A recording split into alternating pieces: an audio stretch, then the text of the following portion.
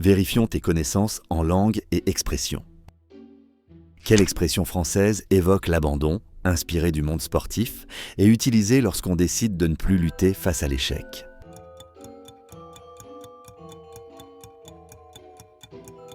Jeter l'éponge. Cette expression vient de la boxe. Quand l'entraîneur jetait l'éponge, cela signifiait que son boxeur abandonnait le combat. Par extension, elle signifie aujourd'hui renoncer ou déclarer forfait, dans tous les domaines. Exemple, après plusieurs tentatives, il a fini par jeter l'éponge. Comment s'appelle la figure de style qui consiste à exprimer une idée en la minimisant pour renforcer son intensité, comme « ce n'est pas mal » pour signifier « c'est excellent ».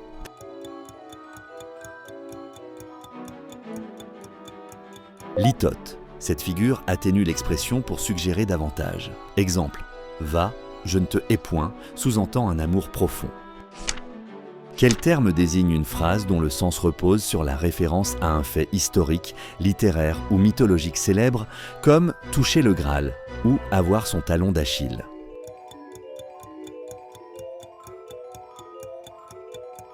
Allusion. L'allusion fait référence à quelque chose de connu sans le nommer explicitement.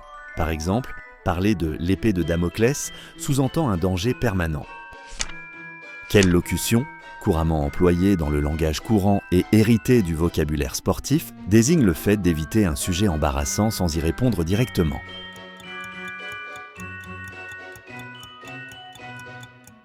Botter en touche, aujourd'hui.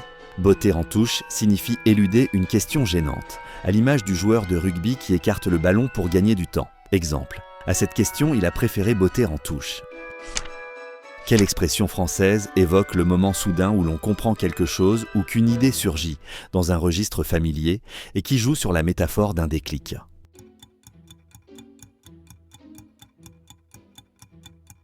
Avoir le déclic. Cela évoque l'instant précis où une idée ou une solution devient soudain évidente, comme si on appuyait sur un interrupteur. Exemple, j'ai eu le déclic pendant la réunion. La solution m'est venue d'un coup.